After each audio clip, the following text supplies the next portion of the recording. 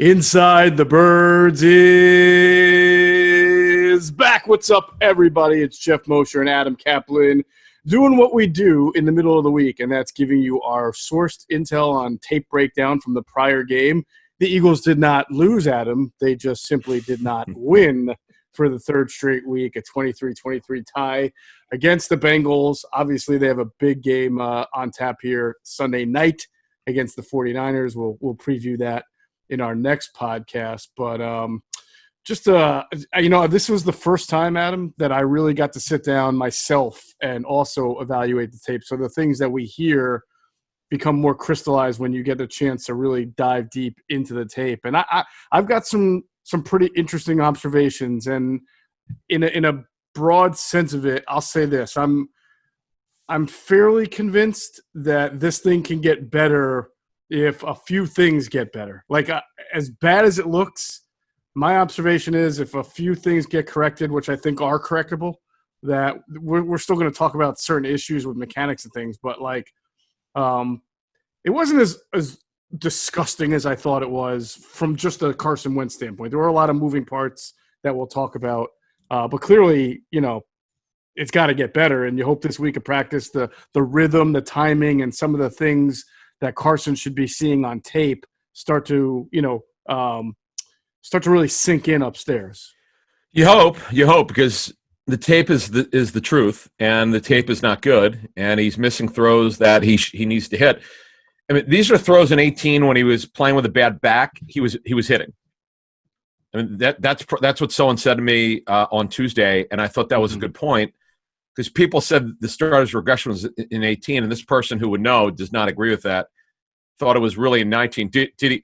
I mean, if you compare 17 to 18, obviously he was way better in 17. That's not debatable. Right. But the real true regression, the mechanics, and the fall off in the overall performance started in 19. Yeah. I would agree. Yeah, and it's been on a downward trend for whatever reason. We could talk all we want about coaching, and certainly coaching's part of it. But the player sometimes has to assume a part of this responsibility because when you continually do this and you're doing the same things, it's the issues with his mechanics, Geoff, have carried over from last season. That's the troubling part.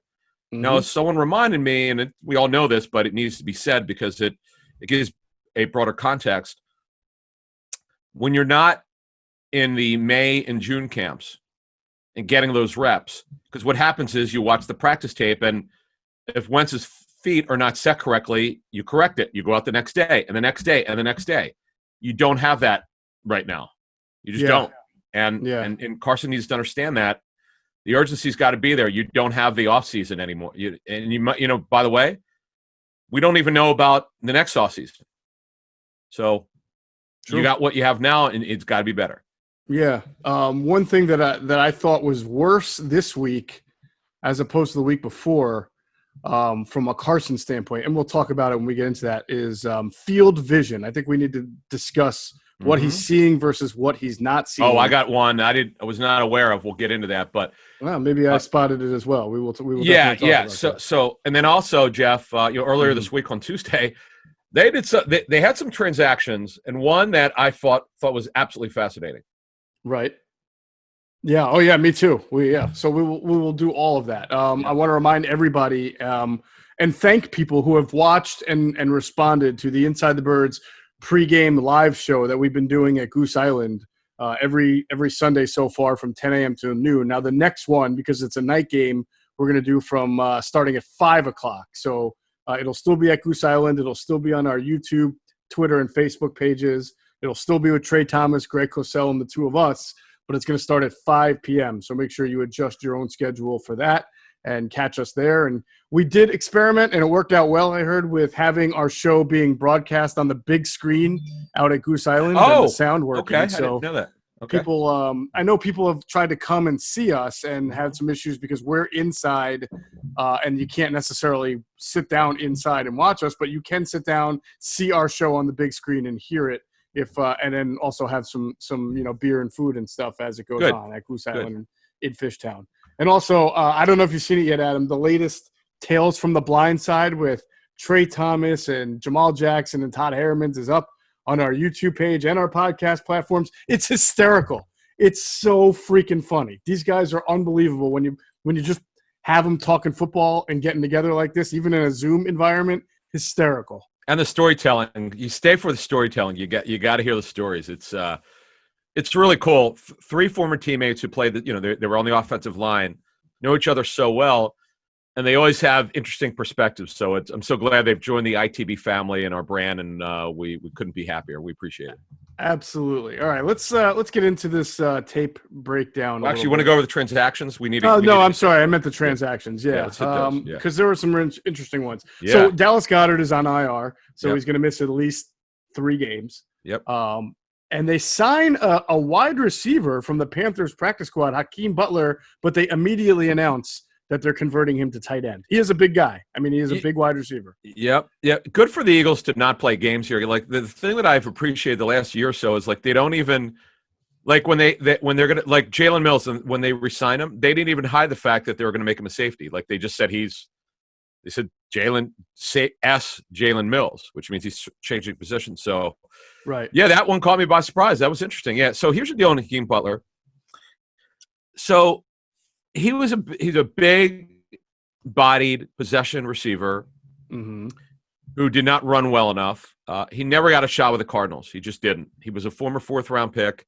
Right. They, as you know, Geoff, they added a ton of receivers. He was the one guy who doesn't run very well. So the Eagles did a smart thing here. I don't know what the Panthers were doing with him, but I know the Eagles' plan. They've actually, I'm told, not on Butler per se, but I know they've looked for years to find someone who fell through the cracks in terms of a tweener. Look, we know they've used Josh Perkins. They moved him to tight end. Right. They like doing these things. Now, here's the issue, though. Now Perkins is hurt, right? That's probably why. They had to do exactly. This, yeah. So he could be that guy. But here's the issue, though. Butler was signed from a practice squad, so he's on the 53. Right. He replaces Goddard on the 53, and they have not placed Jalen Reagor on IR yet. It doesn't really matter. I know people are going. We got an email about it, so we don't address stuff on Twitter. We address it on our show. What I'm told is the 6 to 8 week window of the recovery from his thumb surgery is an estimate from a medical standpoint that the doctor has given him. It doesn't mean he can't come back in 5. It doesn't mean he'll be back within 8. Okay. It's just an estimate. He's not coming back in 3 weeks. Okay, whatever. Please don't get your hopes up high. He had thumb surgery. He had a specific type. It has to heal correctly. That is why the reason why he had the surgery is because he did want to play, as I was told, but the problem was long-term, he could have damage to his thumb if he played on it. That's why he had the surgery. End of story. That's where that's at. Okay. So we'll just have to it's like a being in a holding pattern with him. You just have to wait and see how the recovery goes. Yeah, exactly. So people are like tracking it. Like I've got 2 emails about it. I had a reporter that I'm friendly with. Hey, do you know anything about why they've been put on IR? I said, just calm down a little bit. He's not coming back soon. Just relax a little bit. Right. Teams do this sometimes because they do transaction for a transaction, sort of like a corresponding move. So, oh, by the way, so this is tied into Reagor, potentially. Wes Watkins, who was eligible because he served his 3 games on IR, he's now in a 21-day practice window. So he's still on IR, but once they think he's ready, he'll come off IR. And that could be the move for Jalen Reagor. So that it's not a big deal here. But the good thing is Watkins is eligible to start practicing. And you know what? They could use him whenever he can play. Well, they could, but you'd have to think, just like with Alshon Jeffrey, that you don't just start practicing in a game. He's probably, first of all, he's a 6th-round pick who may not have made the team, ordinarily. And secondly, he's got to get his legs underneath him because he's out of practice. And we don't know what his injury is. I have no idea what it is. It's never been reported. So it's kind of weird. Like it was never – because he was put on IR to start the season. They didn't have to say what the injury was. Right. So I found that to be funny. Anyway. They did sign another tight end, by the way, Jason Kroom. And they signed him to the practice squad along with Michael Jacquet, the cornerback who was with them. They released tight end Jordan Franks and Michael Warren, who it's funny. We kind of thought Mike Warren would get a shot. And I don't want to get too far ahead, but I was disappointed in my tape watch and I don't know what you heard from we'll get to your sources, but I felt that Corey Clement and Boston Scott didn't do a great job Sunday of following blocks and going with the play call. I felt like they left some meat on the bone with their runs. Mike Warren was kind of known as a guy who hits the hole, draws contact, and break through it. But clearly, they're kind of in their 3 running back shell that they've got right now, or 4 with Huntley, even though he was inactive. And it didn't seem like there'd be any opportunity for be it Holyfield or Warren or Killins or anybody else. Correct. Yeah, and Kroom has been on the fringes of teams. So, look, this Goddard thing, this Goddard injury is killer because this is probably, I thought, would have been his breakout season. And now who knows? It won't be just 3 weeks. It's going to be more than 3 weeks, as I understand it. There's no exact timetable. It's based on – it's the way it's explained to me, it's not your typical ankle fracture where he's out 6 to 8 weeks. It could be less than that, but they just have to see how the flexibility is once it starts healing. So that's killer. And they don't have a good blocking tight end. I mean, if Zach Ertz has to be – because this guy Butler is a converted wide receiver. Yeah. And Goddard was really key in their 12 personnel to being that, as you said, move, but in line with Ertz flexed, and they were able to run out of that fairly well. I don't know where they go to if they have to play the extra offensive lineman if they want to do that, or, like a 13 personnel with, I don't know, I guess like Jordan Mailata coming in, or if they just feel like Zach Ertz has to assume that role. He had some – and look, I know it's Zach Ertz. I'm not trying to rip the guy. He had to play that role after Goddard went out. He had some really, really poor attempts at run blocking in that game. Look, it's not his forte. Goddard's an exceptional blocker. When he's lined up correctly, he really can block. But I remember the Eagles telling me that I would say 2 or 3 weeks into his rookie training camp, they called him nosy in the run game. He was so good at it. He just had a knack for knowing how to block. So that you're right, Geoff. That's going to crush them. That hurts. Richard Rodgers now is going to have to play more snaps. You know about his injury history. That's not good. Right. Also, listen, with Deshaun, he's got a hamstring strain. It's not a bad one. I would be surprised if he plays this week. We'll have more information on our Friday morning show. Alshon Jeffrey's going to practice more this week. Still don't know if he's playing this week. We just talked about Rager. Monte Maddox is going to miss multiple weeks with his ankle injury. I mean, now remember Geoff and I said, God forbid they lose an outside corner. They're in trouble. Here we go. Yep, it's happened. It happened. And I like how Jim Schwartz today tried to say how Trevor Williams didn't bite on the cheese in some of the snaps, which was good discipline. He also didn't cover T. Higgins well enough on his first snap and gave up a touchdown. So, but I mean, it was his first snap. Stuff like that will happen. Nonetheless, as you mentioned, Deshaun Jackson, not sure how. Do you think he's even possible to play? With him in a hamstring, I always have to assume at least one game. Yeah, Geoff, this has been so hard. I look at 32 teams, not just one, but because of our show here, I pay particular attention to the Eagles' injuries. There's so many guys hurt on both sides of the football. Miles Sanders took a hard fall on a tackle. I want to see how he works throughout the week. I'm not saying there's any danger of him not playing, but you want to make sure that he's okay. Right. He had a really good game. We'll get into that. They've got so many guys banged up. Once again, it's hard to keep track of all these guys. It's like, what? I know people want to blame. I want to get to this. I know people want to blame the training staff. I'm just telling you, folks, it's not the training staff. Now, if you want to talk about the lack of off-season practices, I'm all for it because it's just been brought up to me by personnel people. And preseason games. Yeah. I'm sorry?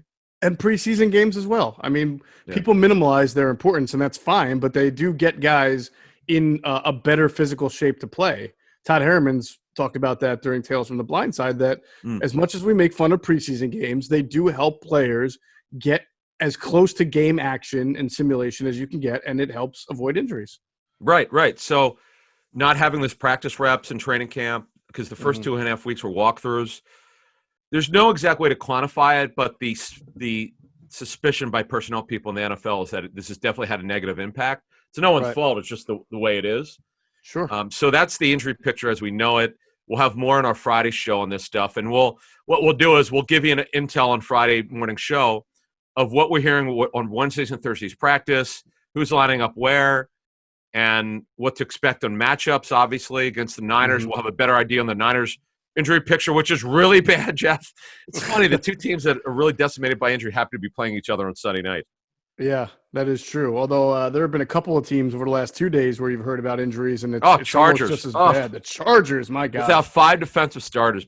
I feel so bad for them. God damn. Denver. Well, I know Eagles fans don't. What's that?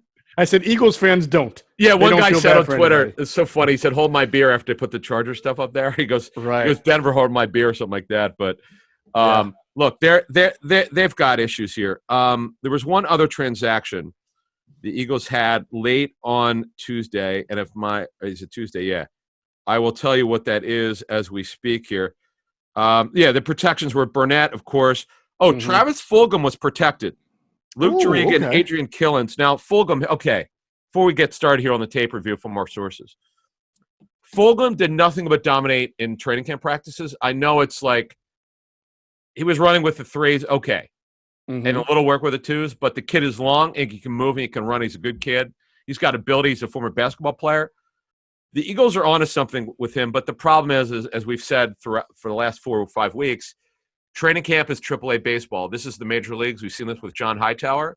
So we don't want to get we don't want to fool people, but I'm just telling you, I'm just giving you information. The guy really looked good in the limited time that he got, and he's very intriguing. And this is the perfect developmental player on your practice squad. The Eagles need to give this guy a chance. Well, let's do some 1 + 1 = 2 here. Travis is it Fulgham or Fulgham? Fulgham. I think it's Fulgham. Whatever. We know who it is. Yeah. Is a speed receiver, correct? Yes. Okay. Yes. He's a speed receiver. He's protected this week. Deshaun Jackson is nursing a hamstring strain and is questionable to play. I know. Can I do some 1 + 1 = 2 there? I mean, does that and Quez Watkins won't be ready, right? Good stuff, detective. Very good. I should have gotten that. I should have said it. Good job. Yeah. It's this kid is so intriguing. When I was at practice 4 or 5 times I was there for his first practice. All he did is make plays, and I was told that in practice when the media was not there, he looked really good. Super intriguing, and good job by the Eagles to protect him. And if, as you say, they do bring him up on Saturday because they have till Saturday at 4 p.m. Eastern, you know what? Why not? Why not? They're down so many receivers now. If Alshon's not ready, I mean, look, think about it, Geoff. It's Greg Ward, okay? It's who the hell else is there? Probably Burnett, I would think, but right now he's technically not on the roster. It's JJ Arcega-Whiteside, who supposedly got hurt in warm-ups, and Hightower. They have nobody available. It's beginning to feel a lot like last December, my friends. Although that was a good time for the Eagles, but not for their wide receivers. Well, they learned it. Listen, yes, they did learn about Burnett. The guy could play as a 5th receiver. Yes, so they got problems, my friend. They got problems. All right. We'll break this down. Remember, download the top-rated DraftKings Sportsbook app today and use code ITB for a special offer when you sign up. That's code ITB for a special offer when you sign up only at DraftKings Sportsbook. Guess who took it on the chin the other night when I parlayed the Chiefs getting through either way. I parlayed the Chiefs with an over-under of 54.5, which means 55 points would have made me a winner. They scored – the total was 54 in that game. Oh, my God. It's incredible. And Butker missed a PAT. Oh, he did. He also missed a field goal, too. Right. So, they did me in, or else I would have cashed in nicely on that one. But that's okay. I don't bet enough to really get hurt in the pocket, but anyway, but it would have been nice. All right, let's break this thing down. Offensive coaching tape. Our sources, our observations. We start with Carson Wentz. I'll give you mine, but I want to hear a sourced intel on this, Adam. What you've heard from Carson that we haven't already addressed mechanically. All right, this is the first time that I've heard this. You alluded to it at the start of the show, but I could give you a little bit better context. So he's not getting that clear picture of what he's looking at. There was a play. I have to see this on tape. I don't know if you saw it. I guess Deshaun – in the red zone. Yep. I already have it written down. Yeah. Yep. Was screaming over. He stared him down. He saw him, and he didn't pull the trigger. This is how Wentz has regressed. This never happened in 18 or 17. Right. No, I should say never happened in 18 or 17, but didn't happen very much. This is year 5. When you see Deshaun going over the middle, and the Eagles got the look, they got the route, they had the great play call. They got him moving across and going forward. There's no way they would have stopped him. It would have been a touchdown, and he didn't throw it. Yeah. So that's the second drive of the game. The first one is the interception. Yeah. And what I really thought was impressive, Adam, was that the second drive of the game, even in the first drive, he made a couple of nice throws early. Then obviously he makes a bad decision. I don't think that's an inaccuracy. I think it was a decision to throw into that traffic, and he got intercepted. The ball was also tipped. So right, but he never should have thrown it, number one. Never should have thrown it. That's a decision to me. That was his problem. Right, that's correctable, but here's the problem. Mm-hmm. And I've talked to quarterbacks about this over the years and coaches and so forth. Guys who think they have to do too much, they start thinking out there, okay, you know what? I can make this play. I could get us going. We're not doing well. I could do it. He just needs to play within the structure of the offense. He's not doing that right now. He's still forcing too many throws. He didn't. It's interesting. He didn't do this.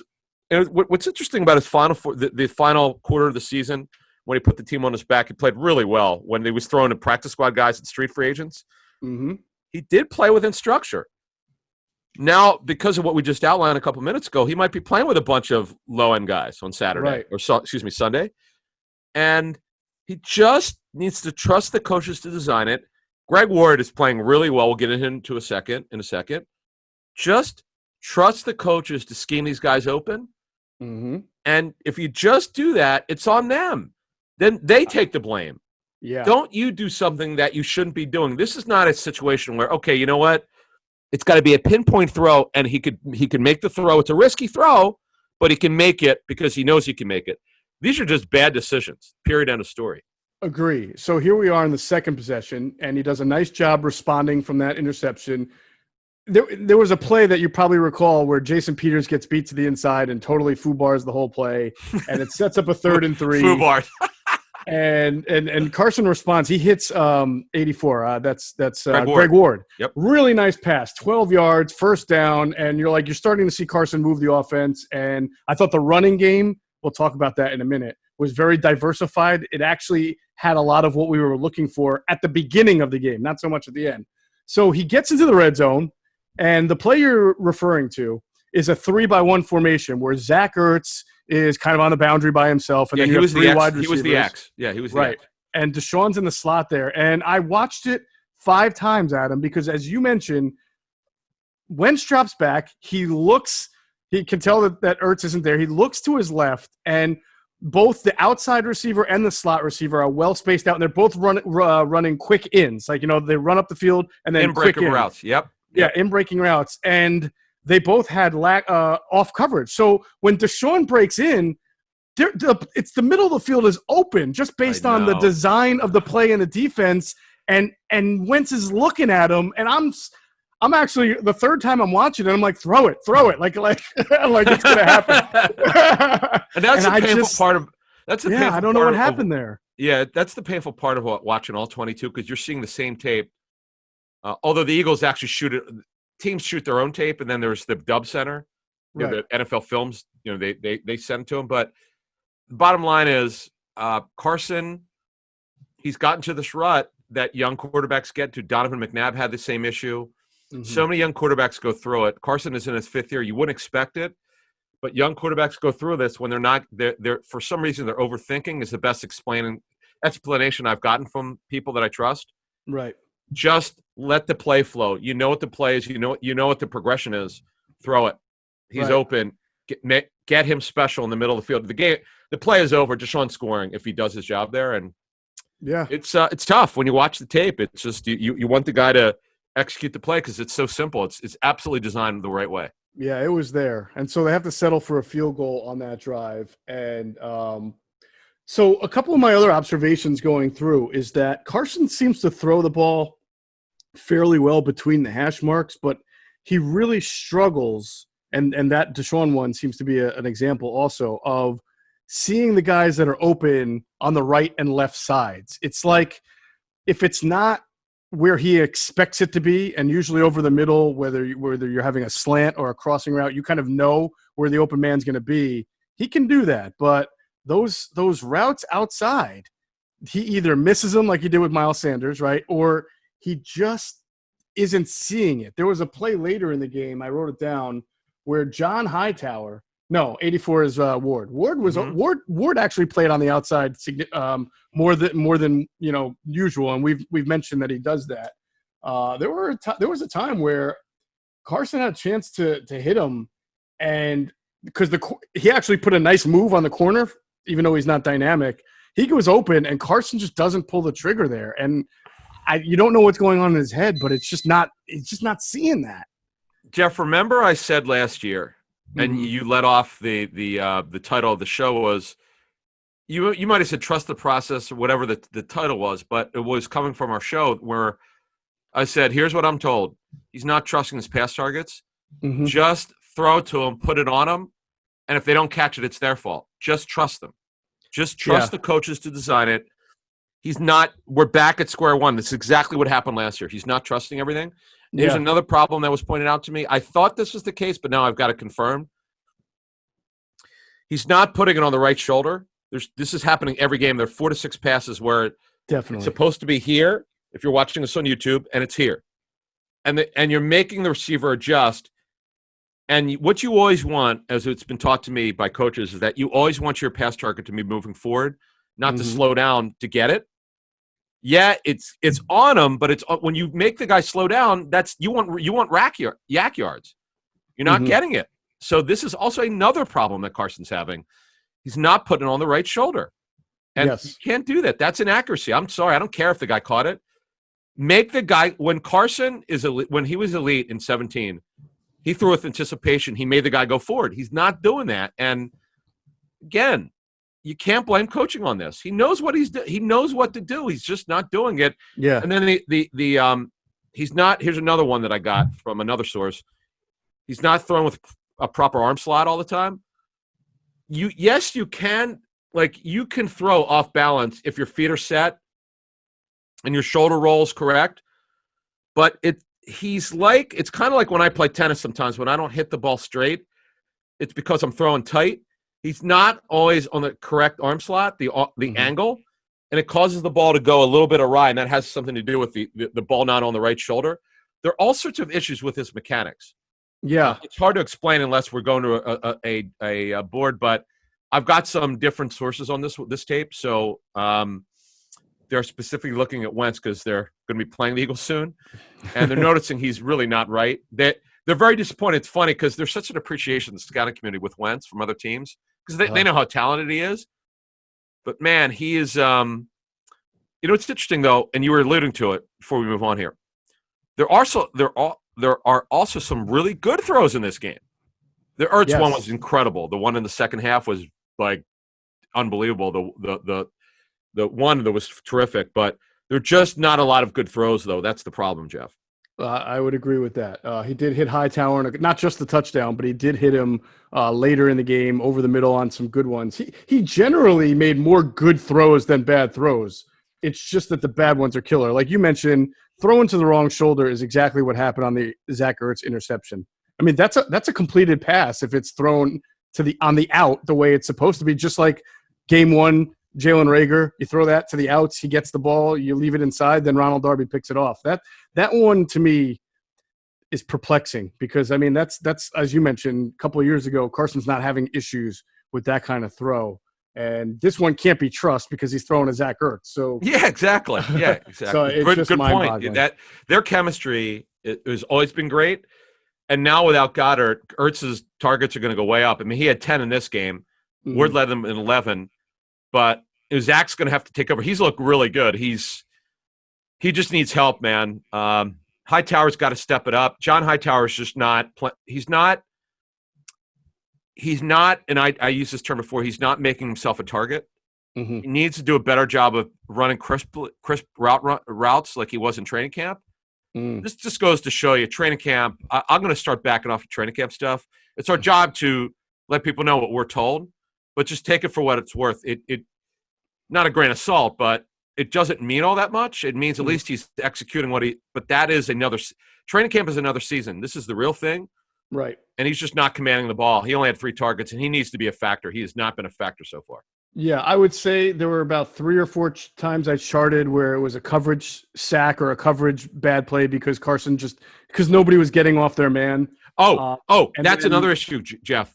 There are a lot of plays guys were not getting open. I don't know how many. I was told by somebody there were too many plays where guys were not getting open. And the Eagles of far splits, their receivers are like almost to the boundary sometimes. Right. They need to do Rams tight splits where like Woods and Kupp and Higbee are all tight and they disperse. And you don't and you make the defense think. They're not doing that. They really should be doing that.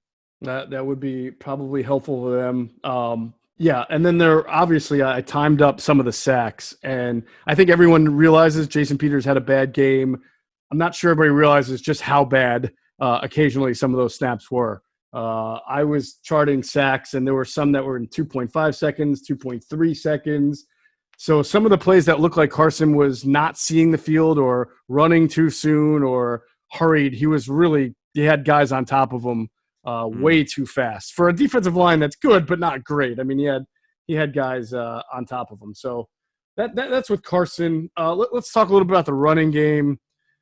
When you really watch it snap by snap, you realize that even when Herbig's playing well or Pryor can be playing okay, they stalemate instead of pushing guys back, and that forces running backs to be they have to get skinny through the hole, or they have very little margin of error. So I will come down on Clement and Scott. I felt that at times they didn't follow the correct blocks, but I also understand that it's a split-second thing in your head, and it's not like the offensive line is not resetting the line of scrimmage for them in the run a lot. Yeah, look, let's face it. You don't have Brandon Brooks. You don't have Isaac Seumalo. You're going to take a step down. Now, I'll give Sanders credit. Boy, he looks smooth. This is what I was told. Smooth. No, he hit it up in there, which is a scouting term, and he hit it and he went. Not that he had 18 carries, but the thing that is disappointing, and it's not his fault, it's Carson's. Carson missed him on the wheel for a touchdown. One of the best routes I've ever seen a running back. He completely turned the defender inside out. Yep. He also missed him on another pass, so at least two where he missed him.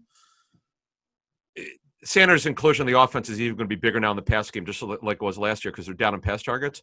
But the Eagles did learn a lot about him. He is a marvelous receiver out of the backfield. He's special. And even when all these guys come back, it's not going to change much. He's going to be heavily involved in the pass game because he's a complete mismatch for linebackers.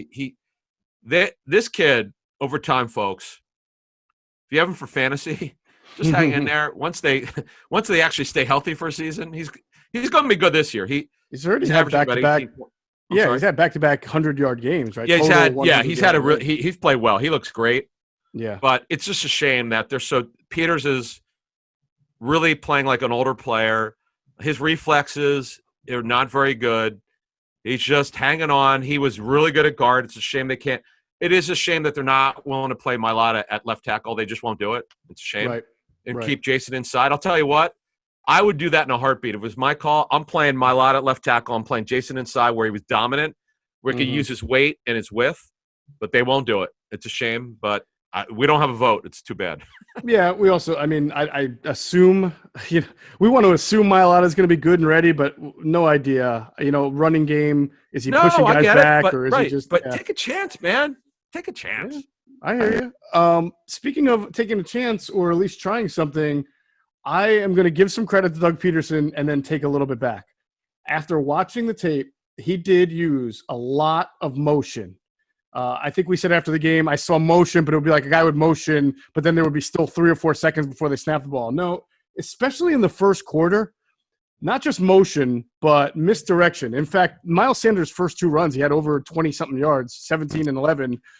Adam, it was such a great Kyle Shanahan-like design, one of his runs. The guards, both guards, Herbig and Pryor, and a tight end all kind of pull to the left.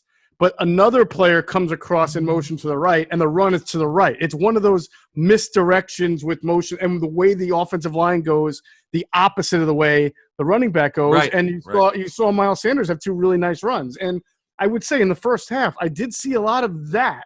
Second half, it was like back to the old running game where the only movement you're getting is, you would see a little wide receiver motion, but then maybe like a trap, like Peters comes up the middle or Lane Johnson. They had one trap. They actually had one, which they hit. Yeah. Yeah, and that's good, but that's what they've always done. There was nothing innovative there. You saw, I don't know what happened because they were succeeding with it in the first quarter, and then it just like reverted back to their regular old Doug Pederson run. I was told in the first half they didn't do a lot of it. They did a little bit. They're not going to be the Rams. Let's just make this clear. They're not going to be the Niners. No, not the Niners. The Rams. Right. It'll never happen. But not that we're going to say the Eagles or the Chiefs. But Andy Reid reinvented himself when he went to the Chiefs. Okay? Doug Pederson needs to take a look at himself here. Whether it was his call or not, they added these coaches. Reiner from college football, okay? And Rich Scangarello, who comes from the Shanahan tree. At some point, stop making excuses why you can't do it. It's not just because, Geoff, okay, well, they have all these new players. You can't do it. You didn't have an offseason. It sure as hell isn't stopping the Rams or the Niners. No, not at all. So you need to start doing it. And I think the baffling thing for me is when you actually have some success with it early on, it's almost as if, you know how the first 15 plays are scripted? It's almost like they built these really nice, innovative run schemes into their first 15, but then didn't have it for the rest of the game. Like, because it wasn't built in to the rest of the game, it wasn't called on. And that to me is disappointing. Yeah, I agree. He should make it part of the game plan now. Eye candy is what you need. Eye candy, man. You need to do things they haven't seen before. Yeah. And you base some of it off of what Scangarello and Brian are bringing in. If you respect these guys, start doing it. And yes, as you said, they started doing some, but it should be a lot heavier, man. You need to help Wentz. You need to help it. You need to scheme. Right. The thing about Shanahan, Kyle, which is so good. I remember Carlos Hyde telling me this. Carlos Hyde told me in 2017 he never had so much space to run. Why? Because of deception. It's all about deception. And you got to start doing that, and at least they're started, but it should be part of every game plan. It should be. And I do wonder if, the teams that really execute these, like the 49ers, the Chiefs, some other teams that do the so much pulling and trapping, they have really athletic – they draft athletic interior offensive linemen to be able to do that. Now, Jason Kelce fits that bill, but Herbig and Pryor really don't. So I wonder if Doug just thinks that he can't do a full game's worth of this because he doesn't have the personnel that he would ordinarily want to have to pull that off. I'm not trying to make an excuse. I'm just wondering why you would do something and then not. Right. You're right. It's fair, but do what you can to give the defense something to think about. We've been on Schwartz now for over a year, and we'll get to him. He actually did some stuff, not a lot, but he did a little bit of pre-snap stuff. You got to start doing stuff that's different, because if you keep running the same old plays, it's just too stale is the term that was given to me. They get a little stale. Right. But and I want to mention before we move to the defense, Greg Ward was he just has this knack. I know he's not explosive. I know he's a possession receiver. But Greg Ward played college football at quarterback. It clearly has helped him understand spacing. He does get open in a short area. With this receiver core so banged up, and we saw it last year, the guy has a knack for getting open. Now, the 29-yard touchdown catch was a miscommunication with the Bengals secondary. Right. Never should have happened, but it happened, and he scored. Yeah, good. Sure. But no, to your point, I do have, and I mentioned one of them, there were about 3 plays where I saw Ward get open, stack the corner, either through great route running or just, physical. He is a physical guy, even though he's short. He can take a jam, as you saw, even with the blown coverage. He took a jam at scrimmage on that play and beat it for the touchdown. And again, on the other ones, Carson just did not pull the trigger to him, and I was very surprised to see that. So hopefully that is something that they work out going forward.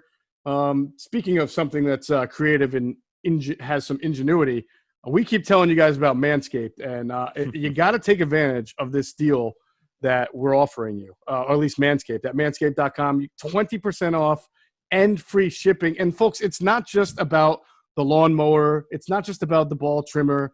There's more. They've not just about the crop preserver and the reviver. They have excellent nose hair trimmer stuff, ear hair trimmer apparatus. So if if you listen to us and you're like, yeah, man, that stuff's not for me, below the belt stuff. Well, I think the above the belt stuff is just as important. I know a lot of people don't like the bats in the cave, and they don't like the ear hair, and they just like to be manicured from neck up. Certainly I do. I don't like to have all that stuff hanging around. Yeah. And so Manscaped has some really good, machinery that'll help you with that as well. So you got to just check out their website, manscaped.com. It's not just below the belt stuff, although that stuff is fantastic too. And again, 20% off and free shipping if you use the code ITB.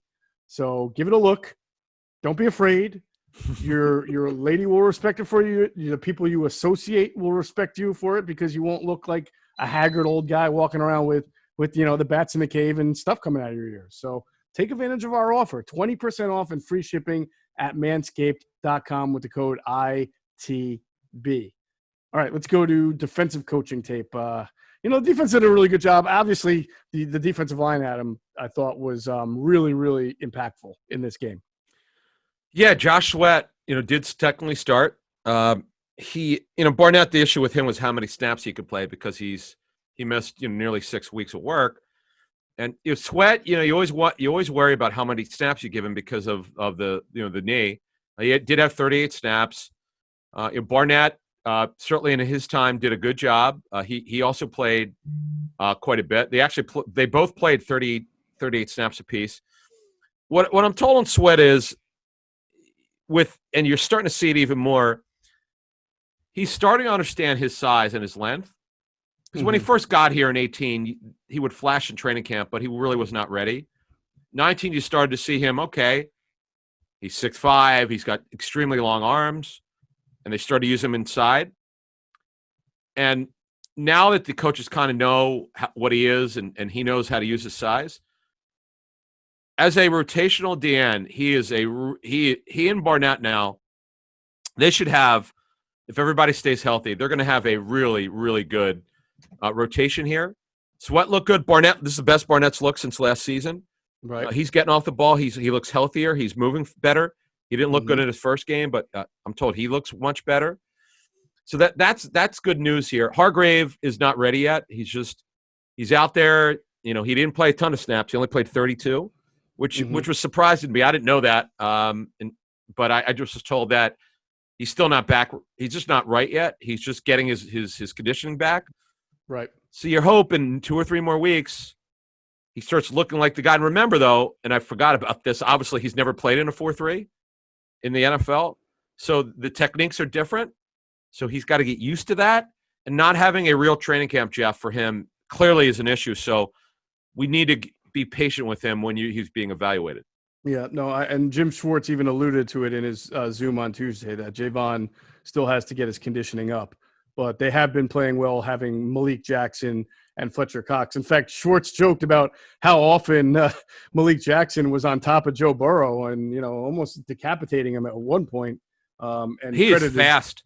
Yeah. He gets off the ball. His because he's also very long. Mm-hmm. What you're going to see, and now we're starting to see this emerge, is once Hargrave is himself, with this rotation, if everybody's healthy, Brandon Graham, by the way, I'm told had a fantastic game. He was relentless. Yeah. See, he's feeling the urgency to be great because they need him to be great. He was terrific. This D line is going to be nasty. Like, it's kind of what we thought. It's almost there. It's like 75% of the way there. They need Hargrave to really be a factor, but they're going to have a really good rotation. The D line dominated, as they should have, because they went against a bad offensive line.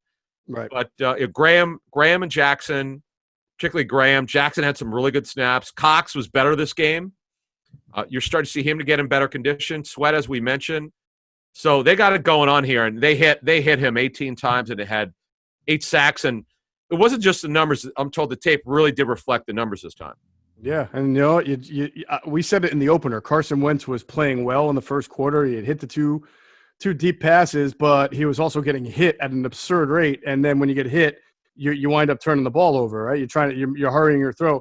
Joe Burrow got hit, and the man did not make a mistake. So tip of the cap to him. That's why he's the #1 overall pick. And maybe, just maybe, the Bengals actually have a bright future down the road if they can fix that offensive protect them. line. They got to redo their They have one good offensive lineman as their left tackle, and they just have done an awful job.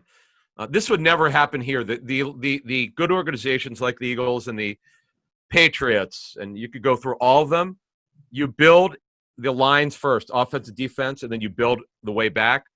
The Bengals have not done that, and that's on their front office. And the owner, Mike Brown, knows personnel control. He's done an awful job of building their offense. It's really embarrassing. I know. I think they drafted Burrow #1 overall. I don't think they had no other first-round picks, right?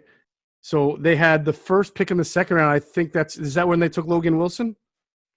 No, he was the first pick of the third round. Oh, the first pick of the third round, and then the first pick of the fourth round is when they took Akeem Davis-Gaither, I believe. And then at some point they also got Marcus Bailey from Purdue. So they were going linebacker crazy after drafting a quarterback. Dumb. Absolutely stupid. This is why they're so bad. They have better people, but Mike Brown's got to be smarter. He should have learned from his father, the great Paul Brown. I mean, anyway, when it's not a Bengal show, I just wanted people to understand that the way you win is you build on the lines, and if your quarterback's decent and you build through the lines, you're going to be at least 500. Right. And it's just the rest of the team. How did you build it? But it's embarrassing. The Eagles did what they should have done. And the good thing is with the D-line now, they now know, and Matt Burke, the D-line coach, knows, they could dominate now because everyone's there, knock on wood. Right. Now it's just a matter of, okay, schematically, you're going against a better line this week of the Niners. There are some weaknesses in part of their line because of injury. How could you win? And but at least they have that going for them, that they play well. Yeah, that's true. Let's talk about the linebackers. I had mentioned on Monday night when we were doing our show on 97.5 The Fanatic, which we do every Monday night from 6 to 8 p.m., that TJ Edwards getting way more snaps than Duke Riley was not because they were down on Duke Riley, but because they were they felt that the Bengals were going to try to establish the run. They wanted more size with Mixon out there. Edwards is their better run stopping linebacker. And not just that, but also the same reason why Cravon LeBlanc was your starting nickel instead of Roby Coleman, who's a lot smaller. So this was not performance related. It was matchup related. Don't know how that might change this coming week, but Edwards and Gary got most of the snaps, and Gary, again, I imagine you're going to tell me, was not good. No, he's the problem is with the Eagles is this is all they have. So they have to live with it. So they're struggling, man. They're bad there. I mean, it's just the guys are trying. I give them credit. TJ Edwards is we could argue who the best linebacker is. He's certainly improved, but they're getting taken. I mean, they're getting taken. I mean, it's just and I know Jim Schwartz said, oh, well, they didn't give up a lot of plays in the middle. I mean, some people don't agree with that. But their linebacker core is, I'm very surprised that they didn't see if Zach Taylor was a better coach in terms of play calling, he would have got Gio Bernard more involved in the pass game and just gone right at those linebackers because he's so explosive. The Eagles are very lucky that they're facing teams that don't quite get it. McVay sure as hell did, but Zach Taylor needs to understand, man, you're given an opportunity here against a team that linebackers are the worst group in the National Football League. You need to take advantage of it. Look, the Eagles, by the way, before we move to the next position, because the Eagles D-line dominated, which they should have, they stopped Mixon. They shut him down. And you know why? But the thing is, though, everybody dominates the Bengals. That's why Mixon was terrible the first half of last season. Yeah. Because their line, he keeps getting hit behind the line, just like last year. The same thing's happening. But I'm still – other than the 42-yard play Bernard crushed them on that catch and run, they should have got him way more involved. And I got to think against the Niners, Kyle Shanahan sees this and he's going to do it. Oh yeah, I would think so. Just like Sean McVay did. Jim Schwartz did mention Adam. I think it was Paul Domowitch who asked him about Davion Taylor and about Sean Bradley and how close they were. And if you listen to the answer from Jim, who doesn't give up a whole lot, I mean, you can never be surprised, right? He could pull something out, but he was insinuating these guys are progressing and running the scout team, which means you're not practicing the actual Eagles defense very much, right? You know, so for anyone to expect Taylor or Sean Bradley to all of a sudden be, replacing Gary or getting on the field a little bit, first, they got to actually practice with the defense, the actual Eagles defense right now, and it doesn't sound like Jim Schwartz is ready to do that yet. So, as you mentioned when we started talking about linebackers, they are what they are, and I don't know how anything can change. Trot's not coming in here, okay, folks? No, he's not.